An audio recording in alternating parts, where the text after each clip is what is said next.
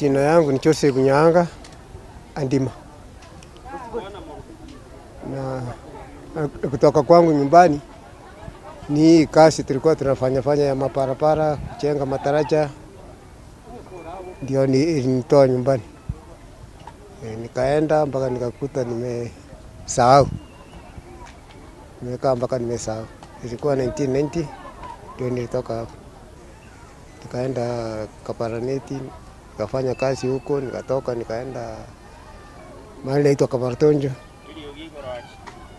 Nikafanya kazi mpaka Kibisaraman.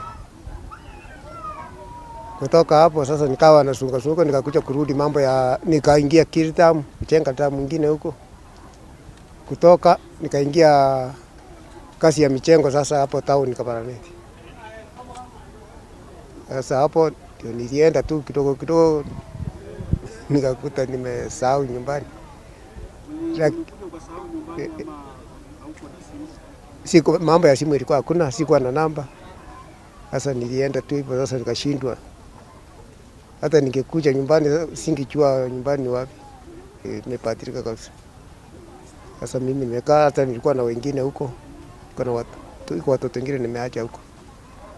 Kwa watoto huko 7. Mmoja anaitwa Petris, mwingine anaitwa Robert, na mwingine anaitwa Gladys, mwingine anaitwa Kemuto, Sara Kemuto, na mwingine anaitwa Mura, mwingine anaitwa Maube, na mwingine anaitwa Mukaya Tennis. Sasa nimeacha hao huko.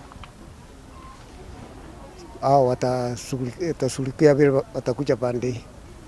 Wakuja waone hapa na warudi kwa sababu wanasoma huko. Tumesaa pitia mengi tukiwa wadogo. Kwa sababu baba wakati alienda aliacha sijui nilikuwa kama class 3 hivi.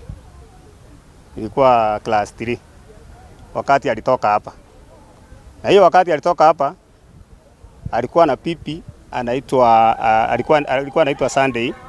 Huyo pipi ni Mturkana.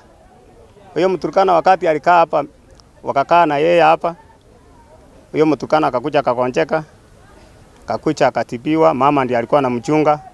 Mama alikuwa na roho nzuri.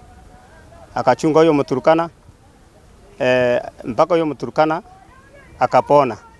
Wakati alipona, baba akasema wacha amsindikize kwenda kwao. Yeye arudi kazi yake. Lakini sasa vile walitoka hapa, huyo Mturkana alisema tumeenda na baba yako, lakini hakuna siku utamuona tena. Sasa hiyo imekaa kutoka mwaka 90, kutoka 1990 mpaka wa leo. Nafikiri hiyo miaka yote ni 34 years. Tumekaa bila baba, tumelelewa na mama. Mama ndiye anajua shida zetu.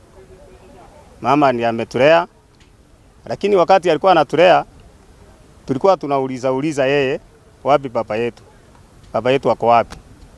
Tulikuwa tunasikia fulani yako mahali fulani, tukienda huko tunampata hayuko. Tuna furaha kuwa na baba yetu. Ni anko yetu, lakini sasa hatutamuita anko tena. Tutamuita baba. Sababu hatuna baba mwingine. Huyu ambaye amerejea nyumbani, huyu mpotefu